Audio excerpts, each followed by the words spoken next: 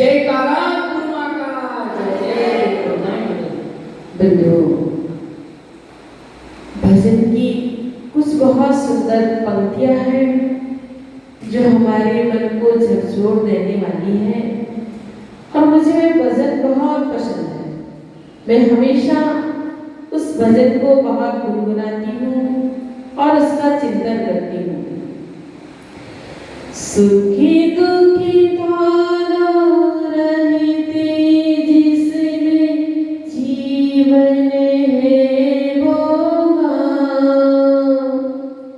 कभी धूप तो कभी छाँव, कभी धूप तो कभी छाँव, भले भी दिन आते जगत में, बुरे भी दिन आते, भले भी दिन आते जगत में, बुरे भी दिन आते, कभी उल्टे पड़ते कभी सीधे पड़ते, अजब समय के भाव, कभी धूप तो कभी छाँव।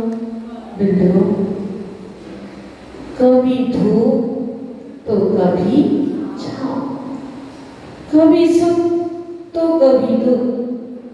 जीवन के दो पहलू होते हैं। कितने पहलू होते हैं? दो पहलू हुआ करते हैं और उन दो पहलू में कभी सुख आता है तो कभी दुख आता है, कभी पुण्य आता है तो कभी पाप आता है, कभी उतार आता है तो कभी चढ़ाव आता है, तो कभी राजा होता है तो कभी रंग होता है।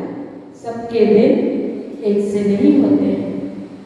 जीवन में जब इन दो पहलुओं को व्यक्ति समझ लेता है, जान लेता है और उन पहलुओं को समझकर यदि अपने जीवन में समता को रख लेता है, किसको रख लेता है? समता को रख लेता है। क्योंकि अक्सर देखा जाता है कि पाप कर्म के उदय में व्यक्ति रोता है, चीखता है, चिल्लाता है, आंसू बहाता है। पर ध्यान रखना, उस पाप कर्म के उदय में भी हमें धैर्य धारण करना है। क्या धारण करना है? धैर्य को धारण करना है। और पुण्य के उदय में व्यक्ति इतना फूल कर गुप्पा हो जाता है, अहंकार करता है, दूसरों का अभिनय अनादर करता है, तिरस्कार करता है।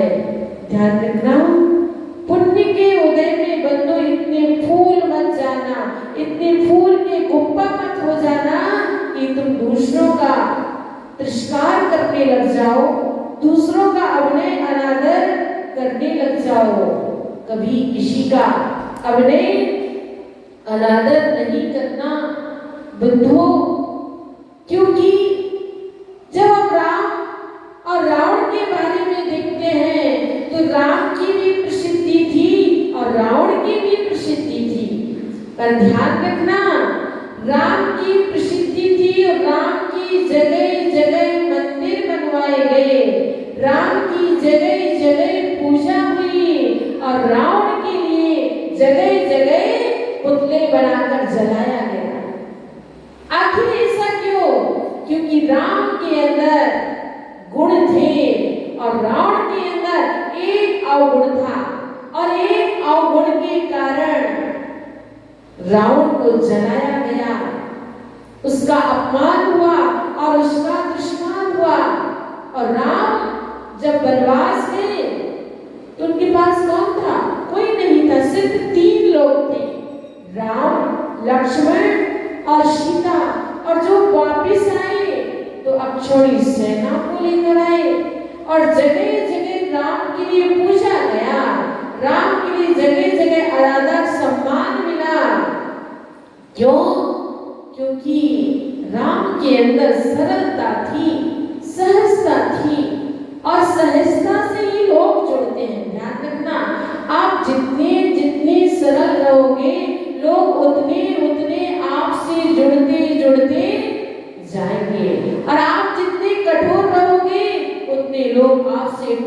टूटते जाएंगे। वो बात अलग है कि जब तक आपकी सत्ता में पुण्य है, क्या आपकी सत्ता में पुण्य है, तब तक तुम कुछ भी करते जाओ तो भले लोग जुड़े रहे, लेकिन जिस दिन तुम्हारा पुण्य समाप्त होगा तो अपने भी तुमसे दूर हो जाएंगे। जिस पर तुम्हें भरोसा है वो भी तुम्हारा साथ छोड़ देंगे। लेकिन जब तक तुम्हारा पुण्य है तो व्यक्ति तुम्हारा साथ दे रहा है, और पुण्य समाप्त होते ही वह व्यक्ति तुम्हारा साथ भी छोड़ देता है। पुण्य समाप्त होते हुए तुम्हारा साथ को छोड़ देगा, और क्या जो लक्ष्मी भी रहती है वह पुण्य के आश्रित रहती है। आपने देखा कि जैसे ओस की बूंद होती है और सूर्य की किरणें पाते ही वह ओस की बूंद क्या हो जाती है, समाप्त हो जाती है, समाप्त हो जाती है। उसी प्रकार जब तक व्यक्ति की सत्ता में पुण्य होता है तो लक्ष्मी रहती है, और जैसे ही पुण्य समाप्त होता है तो लक्ष्मी भी चली जाती है। आपने लक्ष्मी की फोटो देखी राजेश भैया, कैसी होती है? कैसी होती? खड़ी हुई कि बैठी हुई? तुम्हारी लक्ष्मी बैठी है। पर ध्यान रखना, जो सरस्वती की फोटो होती है वह बैठी हुई मिलती है, और जो लक्ष्मी की फोटो होती पहले के समय में तो खड़ी हुई मिलती थी। आज के समय लोग बैठी बनाने लगे, और क्यों बनाने लगे तो मैं वो भी बताती हूँ कि लक्ष्मी की फोटो सदैव खड़ी रहती है। क्यों खड़ी रहती है? कभी विचार किया? क्योंकि जो व्यक्ति बैठा है तो बैठे से खड़े होने में उसको फिर भी देर लगेगी, पर जो व्यक्ति खड़ा है तो उसे जाने में देर नहीं लगेगी। क्या उसे जाने में देर नहीं लगेगी? तो लक्ष्मी यही कहती है कि जिस दिन तुम्हारे घर में अधर्म का वास होगा, अत्याचार होगा, अनीति होगी, अन्याय होगा, उस दिन में तुम्हारे घर से चली जाऊंगी। और जब तुम्हारे घर में धर्म का वास होगा, तुम्हारे घर में न्याय होगा, नीति होगी, धार्मिकता होगी, मैं तुम्हारे घर में सदैव वास करूंगी, तुम्हारे घर से नहीं जाऊंगी। कहते लक्ष्मी आती है तो छप्पड़ फाड़ कर आती है, और जब जाती है तो चमड़ी उधेड़ कर चली जाती है। जब पुण्य होता है तो लक्ष्मी भाग कर आती है, और जब जैसे ही पुण्य समाप्त हो जाता है तो लक्ष्मी भी भाग कर चली जाती है। ध्यान रखना, लक्ष्मी भी कहती है भैया मैं जब तक हूँ, जब तक तुम्हारे जीवन में पुण्य है, और पुण्य कहाँ से आता है? धर्म से ही आता है। आपने देखा कि नारियल में पानी कहाँ से आता है? दादाजी कहाँ से आता है? कोई डालता है क्या? कोई पाइप लगा के डालता हो? कोई नहीं डालता। अनिल जी कहाँ से आता पानी उसमें? आकाश भैया बताओ कहाँ से आता है पानी? संदीप जी बताओ, कोई डालता हो या कोई सटक से छोटी पतली सटक लगा देता हो? नहीं डालता है कोई। उस नारियल में पानी नहीं डालता है, ना ही कोई सटक से डालता है, पर पानी कहाँ से आ जाता है? पानी स्वतः ही आता है, पानी अपने आप ही आता है। ऐसे जब व्यक्ति के जीवन में पुण्य होता है तो लक्ष्मी तो अपने आप ही आ जाती है। लक्ष्मी की पूजा करने से लक्ष्मी नहीं आती है, अपितु लक्ष्मी धर्म से आती है। धर्म से ही धन आता है, और जब तक तुम्हारा पुण्य होगा तुम्हें कभी लक्ष्मी की पूजा नहीं करना होगी, लक्ष्मी की आराधना नहीं करना होगी। बस आप तो धर्म करते जाइए, और इतना धर्म करो, इतना धर्म करो कि पुण्य इकट्ठा हो जाए, और जब पुण्य इकट्ठा हो जाएगा तो लक्ष्मी अपने आप ही तुम्हारे यहाँ वास करेगी। बुद्धो, दो भाई थे। कितने भाई थे? दो भाई, और दोनों भाई विपरीत। एक भाई इतना धार्मिक था कि वह बिना अभिषेक के, बिना पूजन के, बिना आहार के कोई काम ही नहीं करता था। उसका नियम था कि मैं प्रतिदिन भगवान का अभिषेक करूंगा, प्रतिदिन भगवान की पूजा करूंगा, प्रतिदिन चौका लगाऊंगा, आहार दान दूंगा। वह प्रतिदिन ही अपनी धार्मिक क्रियाओं में तल्लीन होता था। पर जो दूसरा भाई था वो इससे विपरीत था। प्रतिदिन वह व्यसन करता था और उसमें ही सारा समय निकाल देता था। बंधुओं, पर एक दिन एक घटना घट जाती है। एक भाई मंदिर से लौट रहा था, और जैसे ही मंदिर से लौट रहा था तो रास्ते में क्या हुआ, उसे कांटा लग गया। क्या लग गया? उसे कांटा लग गया। और जो दूसरा भाई था वह वैश्यालय के यहाँ से लौट रहा था, उसके रास्ते में ही उसके लिए रत्नों की थैली मिल जाती है, असरपी की थैली मिल जाती है। जब दोनों भाई आपस में मिलते हैं और वह कहता, देख भाई, मैं वैश्यालय से आ रहा था और मुझे तो ये असरपी मिल गई, मुझे थैली मिल गई, और तुझे क्या मिला? तू मंदिर से लौट रहा था। भाई, मुझे कुछ नहीं मिला, मुझे तो आज कांटा लग गया था। अरे, तुझे कांटा लग गया था? तू मंदिर से आया और तुझे कांटा लगा, और मैं वैश्यालय के यहाँ से आया तो मुझे असरपी मिल गई। क्या रखा भैया पुण्य करने में? क्या रखा है धर्म रखने में? पाप करो तो कम से कम असरपियां तो मिलेगी। भैया समझाता है, भैया पुण्य से ही सब कुछ मिलता है, और तुझे जो कुछ मिला ये पूर्व का तेरा पुण्य था, इसलिए तुझे मिला। और मुझे भी कांटा लगा, ये पूर्व का मेरा कोई कर्म था, इसलिए मुझे कांटा लगा, ना कि भगवान की पूजा अभिषेक करने से मुझे कांटा लगा। अब दोनों भाई आपस में बहस होने लगी। जो धार्मिक छोटा भाई था उसने कहा, भैया अब इस समस्या का समाधान अपन दोनों से नहीं होगा, चलो किसी संत के पास चलते हैं। संत वो मूर्ति हुआ करते हैं कि जो हमारी हर समस्या का समाधान कर देते हैं। दोनों भाई संत के पास पहुंच जाते हैं अपनी समस्या को लेकर, और कहा कि गुरुदेव, आज ऐसी ऐसी घटना घट गई, ये मेरा भाई वैश्यालय के यहाँ से आ रहा था तो उसके लिए असरपी की थैली मिली, और मैं मंदिर से आ रहा था, मुझे कांटा लग गया। तो क्या ये धर्म करने से मुझे कांटा लगा है? क्या पुण्य करने से मुझे कांटा लगा है? और क्या इसको पाप करने से असरपी की थैली मिली है?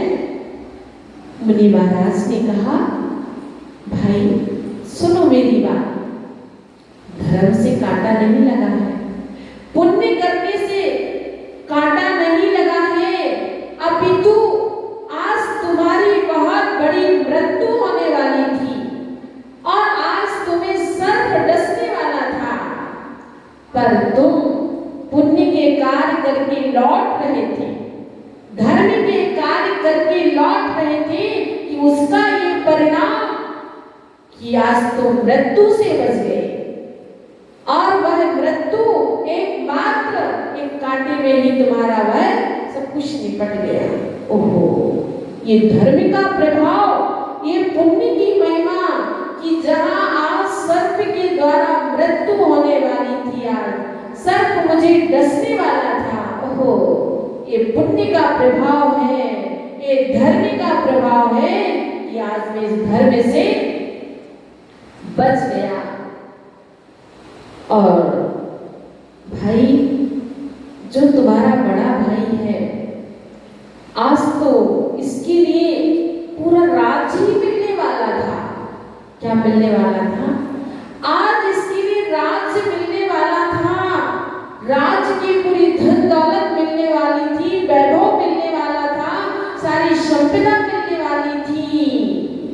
पर ये पाप कर्म करने के लिए गया था, तो कर्म करने के लिए गया था, व्यसन करने के लिए गया था और पाप करके लौट रहा था। इसलिए राज्य भी एकमात्र असरफियों में बदल गया। किसमें बदल गया? असरफियों में बदल गया। भाई को समझ में आ गया कि जो कुछ प्राप्त होता है वह धर्म से होता है, पुण्य से होता है। और मैंने कल बताया था कि कभी कभी पूर्व का पुण्य होता है और वर्तमान में व्यक्ति कितना भी पाप करे, कितना भी कुछ भी करे, पर समझ में नहीं आता है। क्यों? ये पूर्व की कमाई वो खा रहा है, पर वर्तमान में तुम पाप करोगे तो अगले भाव में तुम्हें समझ में आएगा कि वास्तव में मैंने अपने जीवन में कितना कितना पाप कर्म किया है। एक बार आचार्य भगवंत गुरुदेव ने बताया था कि आश्चर्य मुझे जब होता है कि एक व्यक्ति डोली पर बैठा हुआ है। क्या एक आप समय से समझिए ना, कितने लोग डोली पर जाते हैं, तो बोले आश्चर्य मुझे जब होता है कि एक व्यक्ति डोली पर बैठा हुआ है और एक व्यक्ति डोली को ले जा रहा है। एक व्यक्ति डोली पर बैठा हुआ है और एक व्यक्ति डोली को ले जा रहा है। बेचारा हाँफता जा रहा है, पसीना पहुंचता जा रहा है, गिड़गिड़ाता जा रहा है, शक्ति नहीं है, फिर भी ढो रहा है उस वजन को ढो रहा है। और एक व्यक्ति बड़ी प्रसन्नता से बैठा है, खुश मन से बैठा है।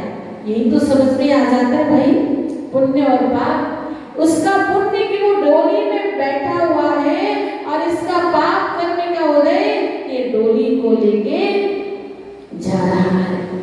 एक व्यक्ति वो है कि जिसके ऊपर चमर ढुलाए जा रहे हैं और एक व्यक्ति वो है कि जो चमर ढोल रहा है। क्या? एक के ऊपर चमर ढुलाए जा रहे हैं और एक व्यक्ति वो है जो चमर ढोल रहा है। एक व्यक्ति के लिए छाता लगाया जा रहा है या छत्र लगाया जा रहा है और एक वो व्यक्ति की जो छाता पकड़े हुआ है। देखिए कितना जमीन आसमान का अंतर है, कितना जमीन आसमान का अंतर है। तो यही से समझ में आ जाता है कि एक व्यक्ति ने अपने जीवन में कितना कितना पुण्य किया। क्या किया? कितना पुण्य किया कि जिसके लिए लोग छाता लगाए हुए हैं। क्या? जिसके लिए लोग छाता लगाए हुए हैं या छत्र लगाए हुए हैं, और एक व्यक्ति ने कैसा पाप कर्म किया कि उसको छाता लगाना पड़ रहा है। और एक व्यक्ति ने कितना पुण्य किया कि इनके लिए चमर ढुलाए जा रहे हैं, और एक व्यक्ति ने कितना पाप किया कि उसको चमर ढोरना पड़ रहे। जो महाराजा राजा महाराजा के ऊपर चमर ढोरने वाले लगाए दिए जाते हैं ना, उनकी बात कर रही हूँ। तो बंधुओं, इससे समझ में आ जाता है कि हम अपने जीवन में कैसे कर्म कर लेते हैं। क्योंकि आचार्य भगवत कहते हैं शुभ पुण्यस्यः शुभ पापस्य। शुभ कर्म से ही पुण्य की प्राप्ति होती है और अशुभ कर्म से पाप की प्राप्ति हुआ करती है। इसलिए हम अपने जीवन में अच्छे शुभ कार्य करें जिससे हमारे जीवन में पुण्य इकट्ठा हो, और इतना पुण्य इकट्ठा हो जाए कि आपके जीवन में कभी प्रतिकूलता ही ना आए, आपके जीवन में कभी आपत्ति विपत्ति ही ना आए। आप अपने जीवन में इतना पुण्य एकत्रित कर लीजिए, और यदि आपने पुण्य की जगह पाप करने को बांध लिया तो ध्यान रखना, जगह जगह क्षण क्षण आपके जीवन में प्रतिकूलताएं आएगी। कहते कि जब तक तेरे पुण्य का बीता नहीं करार, तब तक तुझको माफ है औगन करो हजार। जब तक तुम्हारी सत्ता में पुण्य चल रहा है, तुम कुछ भी करते जाओ, कुछ भी करते जाओ, सब माफ होता जाए। माफ तो नहीं, वो बनता ही जाएगा, पर कुछ समझ में नहीं आएगा। और जैसे ही तुम्हारा पुण्य समाप्त होगा, पुण्य क्षीण होगा, तो समझ में आ जाएगा भगवान मैंने अपने जीवन में कितना पाप किया, कितना अपराध किया। व्यक्ति पाप करता है और भगवान के चरणों में आ जाता है, हे संकट मोचन पारसनाथ, मेरे संकट को दूर कर दो। वाह वाह, तुम पाप करो, तुम अपराध करो और संकट मोचन पारसनाथ से कहो कि मुझे क्षमा कर दो। कैसे क्षमा करेंगे? नहीं, बिल्कुल नहीं करेंगे। क्या आज तक जो व्यक्ति जानकर या अनजान से जो पाप होता है, तो वो तो फिर भी क्षम्य हो जाता है, पर जो व्यक्ति जानकर पाप कमाते हैं, पाप का बंद करते हैं, और फिर जब वही पाप उदय में आता है, तो आते हैं संकट मोचन पारसनाथ, मेरे संकट को दूर कर दो, मेरे अपराध को दूर कर दो। पर ध्यान रखना, तुम्हारे संकट मोचन पारसनाथ तुम्हारे पाप का दूर नहीं करेंगे, तुम्हारे कर्म को नहीं धोएंगे। जैसे तुमने कर्म बांधे हैं, तुम्हें स्वयं ही उन पापों को धोना पड़ेगा। जिस रूप में तुमने वो कर्म बांधे हैं, उस रूप में तुम्हें धोना पड़ेंगे। बंधु, समय हो चुका है, इसलिए हम अपने जीवन में समझे कि कोई बात नहीं, हमारे जीवन में सुख दुख पुण्य पाप उतार चढ़ाव आता है, पर हम अपने जीवन में समता रखें और अपने जीवन में यही विचार करें, यही चिंतन करें कि भगवान मेरे जीवन में कभी ऐसा कोई पाप ना बन जाए, चाहे जाने में चाहे अनजाने में, चाहे मन से चाहे वचन से चाहे काय से, कोई भी पाप का बंध ना हो। सदैव पुण्य के कार्य करते रहो, अच्छे कार्य करते रहो। राजेश भैया, चिंता मत करना, यदि आपने मन वचन काय से साधु संतों की भक्ति की है, आराधना की है, आपको उसका फल अवश्य ही अवश्य मिलेगा। ऐसा नहीं सोचना मैंने इतना किया पर मुझे क्या मिला। यदि आप सच्चे मन से, राजेश भैया ने जितने सारे लोग बैठे हैं, ये सच्चे भक्त तभी तो आए, है ना। सच्चे मन से वह भगवान की गुरुओं की भक्ति कर रहे हैं आप लोग, तो ये मत सोचना कि मुझे इसका फल मिलेगा कि नहीं मिलेगा। अरे आपने भक्ति की है, आपने आराधना की है, साधु संतों की सेवा की है, तो आपको अवश्य उसका फल मिलेगा ही, अवश्य भावी फल मिलेगा। बस हम निष्काम उनकी सेवा भक्ति आराधना करके अपने जीवन को पावन पुनीत बनाए। इसी मंगल भावना के साथ जय बोले परम पूज्य गणाचार्य गुरुदेव श्री विराट सागर जी महाराज जी की